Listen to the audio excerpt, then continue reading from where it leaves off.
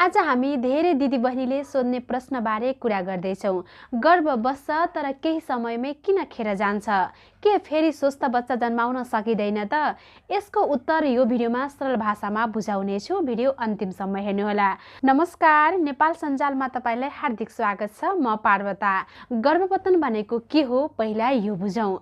गर्भ बसेपछि 5-6 हप्ता 2-3 महिना भित्रै गर्भ खेर जानुलाई गर्भपतन भनिन्छ।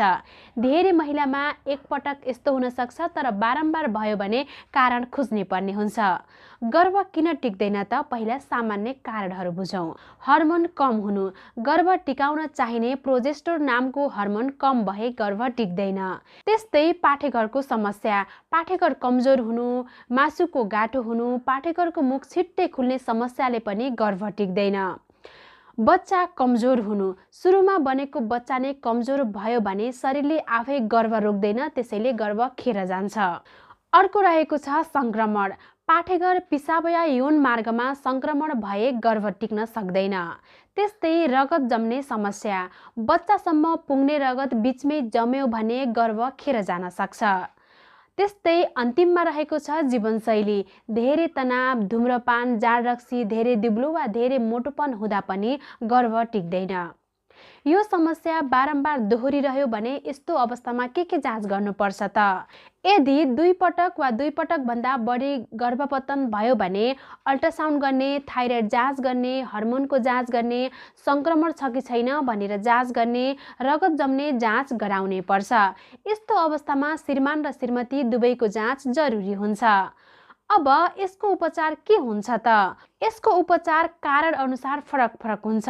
हर्मोन कम भए हर्मोन बढाउने औषधि लिने, संक्रमण भए एन्टिबायोटिकको प्रयोग गर्ने, थाइरोइड भए डाक्टरको सल्लाहमा नियमित औषधि सेवन गर्ने र रगत जम्ने समस्या भए रगत पातलो बनाउने औषधि लिने।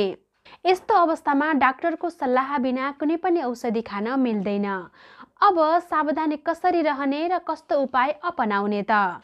गर्भको योजना बनाउनु अघि जाँच गर्ने, फोलिक एसिड गर्भ राख्ने प्लान बनाउनुभन्दा पहिला 3 महिना अघिबाट खाना सुरु गर्ने, तनाव कम गर्ने, धुम्रपान र रक्सी खाने बानी छ भने छोड्ने, पोसिलो खाना खाने र आराम गर्ने।